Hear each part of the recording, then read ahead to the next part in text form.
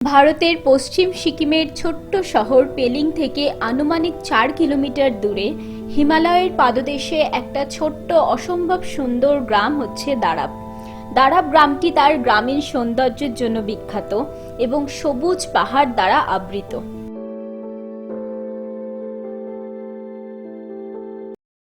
Hello everyone, total ট্রিপের একটা নতুন ব্লগে তোমাদের সকলকে স্বাগত জানিয়ে শুরু করছি আজকের ভিডিও। তো বন্ধুরা, আমি এখন আছি দারাব ভিলেজে। দারাব ভিলেজ আমি কিভাবে আসলাম, কোথা থেকে আমি গাড়িতে উঠেছি, কত খরচা, সম্পূর্ণ ডিটেলস এই ভিডিওতে দেওয়া থাকবে। তো ভিডিওটা পুরো এন্ড অবধি অবশ্যই দেখো। তোমরা দেখতেই পাচ্ছ আমি আছি এখন বাসের ভেতর। অ্যাকচুয়ালি আমি যাচ্ছি শিলিগুড়ি, আর আমি এবার অ্যাভেল করেছি শ্যামলী পরিবহনের স্লিপার বাস। তো যেহেতু ফুল নাইট ট্রাভেল করেছি তার জন্য আর একটু না পেছন দিকে সিটে পড়েছে, তো শরীরটা খুব একটা ভালো ছিল না, তার জন্য আমি ব্লগিং করতে পারিনি। বাট এখন আমি টোটালি ফ্রেশ, ঘুমিয়ে উঠে একদম। এখন আমরা চলে যাচ্ছি দারাব ভিলেজে। তো ফার্স্ট অফ অল বলে দিই, যারা দারাব ভিলেজে আসতে চাও তারা কিভাবে আসবে। তোমরা যদি এনজিপি বা শিলিগুড়ি থেকে আসতে চাও তাহলে ওখান থেকে তোমরা শেয়ার ক্যাব পেয়ে যাবে, বা তোমরা চাইলে পার্সোনালিও কোনো গাড়ি বুক করে আসতে পারো। যদি তোমরা ইন্ডিভিজুয়ালি গাড়ি বুক করে আসো সেক্ষেত্রে চার্জেস পড়বে 4,500 থেকে 5,000 টাকা বড় গাড়ির, আর ছোট গাড়ির চার্জ পড়বে 4,000 টাকা। আর যদি তোমরা শেয়ার ক্যাবে করে আসো তাহলে 600 থেকে 700 টাকার মধ্যে হয়ে যাবে। অনেক সময় হয় কি, দারাব ভিলেজ যেহেতু একটু অফবিট লোকেশন, তো অনেক সময় ডিরেক্ট ক্যাব পাওয়া যায় না। তো আমি যেমন এসেছিলাম, আমি শিলিগুড়ি থেকে একটা ক্যাবে করে জোরথাং এসেছিলাম, জোরথাং থেকে আমি আবার দারাব ভিলেজের জন্য অন্য ক্যাব ধরেছিলাম। তো এরকম যেহেতু আমি ভাগ করে এসেছিলাম, আমার প্রথম ক্যাবের ভাড়া পড়েছিল 400 টাকা এবং তারপরের ক্যাবের ভাড়া পড়েছিল 300 টাকা। তো তোমরা চাইলে এইভাবেও আসতে পারো, বা চাইলে তোমরা শিলিগুড়ি থেকে ডিরেক্ট কোনো গাড়ি নিয়েও আসতে পারো। অনেক দিন ধরেই ইচ্ছে ছিল কোনো পাহাড়ি গ্রামে গিয়ে 2 দিন কাটানোর, কিন্তু সেরকম সময় সুযোগ কিছুই হয়ে উঠছিল না। তো ফাইনালি আমি আর আমার বন্ধু দুজনেই টাইম বার করতে পেরে চলে গেলাম এই দারাব ভিলেজে। এই গ্রামটির বিষয়ে যখন ইনফরমেশন গ্যাদার করছিলাম তখন নেটে এখানকার কিছু হোমস্টে সম্বন্ধে কিছু ভালো তথ্যও পেয়েছি, কিছু খারাপ তথ্যও পেয়েছি। তো যতক্ষণ না নিজেরা পার্সোনালি কিছু এক্সপিরিয়েন্স করতে পারি ততক্ষণ কিছু শেয়ার করা উচিত না।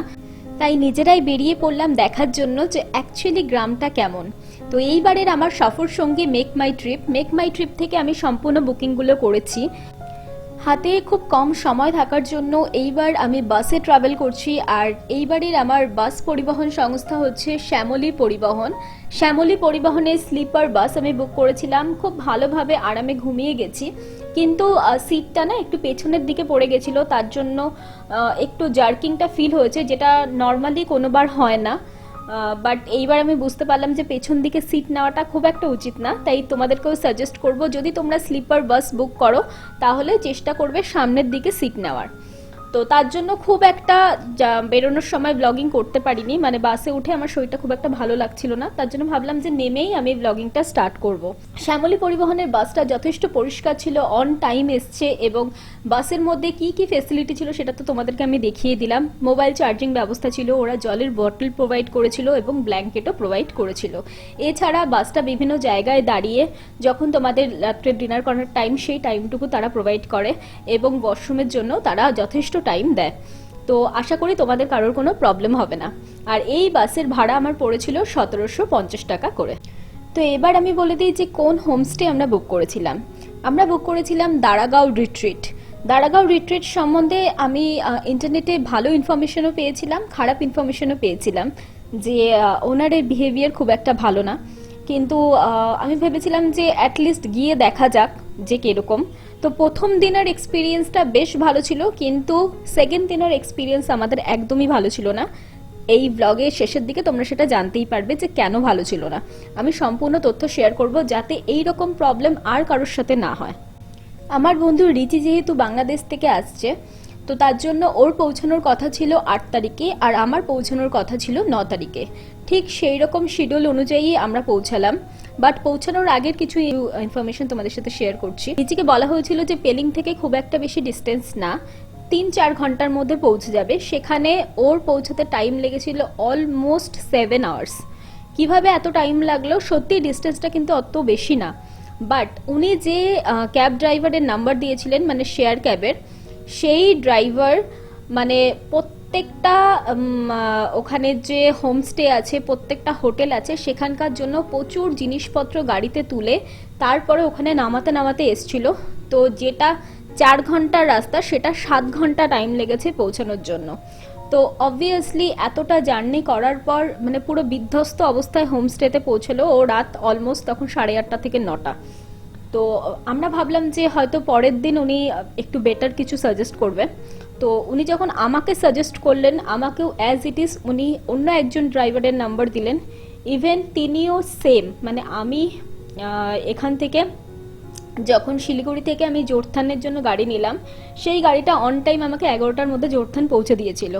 কিন্তু জোরথান থেকে যখন দারাব ভিলেজ অবধি যে যাওয়ার রাস্তাটা, মানে যে গাড়ি চালক ছিলেন উনি প্রত্যেকটা জায়গায় গাড়ি দাঁড় করিয়ে মাল নামিয়ে নামিয়ে পৌঁছতে অলমোস্ট 5 থেকে 6 ঘন্টা টাইম লাগিয়েছে। তো আমিও পৌঁছেছি অলমোস্ট রাত 9টায়। তো অবভিয়াসলি মানে first experience is very very হেট্রিক। আর ফার্স্ট ইমপ্রেশন একটা হয় না, সেটা সত্যি খুব বাজে ছিল। তো আমি ভাবলাম যে চলো ঠিক আছে, যেহেতু অফবিট তো হয়তো এরকম হতে পারে যে এখানকার হয়তো এত কিছু অ্যাভেলেবিলিটি নেই। তো আমরা ওটাকে কনসিডার করে নিয়েছিলাম যে চলো ঠিক আছে, হয় মানে ট্রাভেল করতে যাওয়ার সময় এরকম হতেই পারে। প্রথম দিনটা তো জার্নি করতে করতেই কেটে গেল। তো পরের দিন আমরা ভাবলাম যে একটু সুন্দরভাবে গ্রামটাকে এক্সপ্লোর করব। কিন্তু ব্রেকফাস্ট করার সময় থেকেই প্রপার্টির ওনার আমাদেরকে বারবার করে সাজেস্ট করছিল যে ওনার কোনো ক্যাব পরিষেবা নিতে, যে আমাদেরকে পেলিংয়ের সম্পূর্ণ সাইট সিন করাবে 4,500 টাকায়। যেহেতু আমরা একটা বাজেট ট্রাভেল করছি, তার জন্য আমার মনে হয়েছিল যে টাকাটা একটু হলেও বেশি। তো আমি রিচিকে সাজেস্ট করেছিলাম যে ওনার ক্যাবটা নেওয়ার দরকার নেই, আমরা একটু নিচের দিকে গিয়ে দেখি, একটু গ্রামের মানুষের সাথে কথা বলি, গ্রামটাকে খুব ভালোভাবে এক্সপ্লোর করি। তারপরে যদি ভালো কোনো আমরা যদি ক্যাব পরিষেবা পাই তাহলে আমরা সাইট সিন করে নেব একটু সস্তায়। তো আমরা ওনাকে না করে আমরা ডিরেক্ট বেরিয়ে পড়লাম গ্রামটাকে খুব ভালোভাবে এক্সপ্লোর করার জন্য। অফবিট লোকেশন হিসেবে দারাব ভিলেজ এখন বেশ পপুলারিটি পাচ্ছে। তো অনেকেই থাকবে যারা ধরো হয়তো দারাব ভিলেজ যাওয়ার প্ল্যান করছো বা ইন ফিউচার হয়তো যাবে, তাদের জন্য একটা ইনফরমেশন জানিয়ে রাখি। শিলিগুড়ি থেকে দারাব ভিলেজ অবধি ডিরেক্ট গাড়ি খুব কম পাওয়া যায়, কারণ যেহেতু এটা সম্পূর্ণ অফবিট তো কয়েকটা পার্টিকুলার টাইমেই কিছু গাড়ি ছাড়ে। তো তার জন্য যারা ধরো সকালবেলার দিকে পৌঁছে যাবে তারা ওয়েট না করে ডিরেক্ট জোরথানের জন্য গাড়ি নিয়ে নেবে, দেন জোরথান থেকে দারাব ভিলেজের জন্য তোমরা অ্যাভেলেবেল গাড়ি পেয়ে যাবে। চলো এবার তাহলে দেখে নিই দারাব ভিলেজটা ঠিক কেমন। দারাব গ্রাম একটি মনোমুগ্ধকর রত্ন, যা এই অঞ্চলের আদিবাসীদের খাঁটি এবং শান্ত জীবনের একটি জানলা দেয়। পেলিংয়ের কাছে অবস্থিত এই মনোরম গ্রামটি সবুজ সোপান মাঠ এবং রাজকীয় হিমালয় পর্বত দ্বারা বেষ্টিত। দারাব তার উষ্ণ আতিথেয়তার জন্য বিখ্যাত এবং পর্যটকদের বিভিন্ন রকম হোমস্টেতে থাকার সুযোগও রয়েছে এখানে।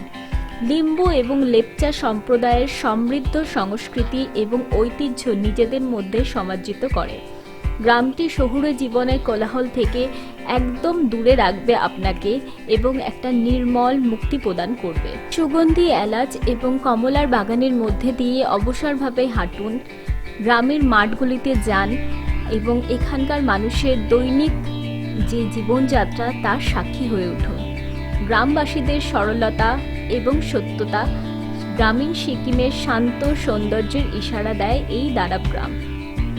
দারাবের আকর্ষণের মধ্যে রয়েছে আশেপাশের গন্তব্যস্থল, যেমন দারাব চেরি গ্রাম, যা এই চেরি বাগানের জন্য পরিচিত, এবং বিভিন্ন ধরনের তাশিডিং মনাস্ট্রি, হিমালয়ের মনোরম দৃশ্য এবং বিভিন্ন পার্বত্য চূড়া। গ্রামটি এমন একটি জায়গা যেখানে সময় ধীর হয়ে যায়, যা ভ্রমণকারীদের আরাম করতে এবং প্রকৃতির সাথে মিশতে অনেকটাই সাহায্য করে।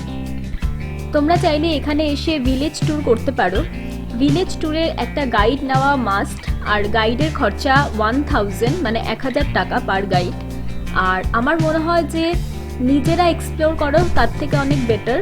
নিজেরা এক্সপ্লোর করলে অনেক নতুন জিনিস সম্বন্ধে জানতেও পারবে এবং গ্রামটার সম্বন্ধে তোমাদের খুব ভালোভাবে আইডিয়া হয়ে যাবে। তো ভবিষ্যতে কাউকে গাইড করতে হলেও তোমরা খুব ভালোভাবে সেটা গাইড করতে পারবে। শহরের ব্যস্ত জীবন থেকে নিজেকে একটু দূরে সরিয়ে যদি গ্রামীণ পরিবেশের স্বাদ নিতে চাও, যদি খুব ভালো একটা অফবিট লোকেশনের খোঁজ করছো, তাহলে আমি বলবো Darav village is one of the best village. তোমরা এখানে এসে মিনিমাম 2 দিন থাকতে পারো এবং কোথায় কোথায় থাকতে পারবে, কি কি খাওয়া দাওয়া করতে পারবে, কিভাবে ঘুরবে, কিভাবে এক্সপ্লোর করবে জায়গাটাকে, সেই ভিডিও নিয়ে নেক্সট পর্বে হাজির হচ্ছি। আশা করি তোমরা আমার সাথে থাকবে। যদি আজকের ভিডিওটা ভালো লেগে থাকে অবশ্যই চ্যানেলটিকে সাবস্ক্রাইব করো, ভিডিওগুলোকে লাইক করতে একদম ভুলো না, আর চ্যানেলের সাথে থেকো। তো চলো দেখা হচ্ছে নেক্সট ব্লগে। Till then take care and bye by.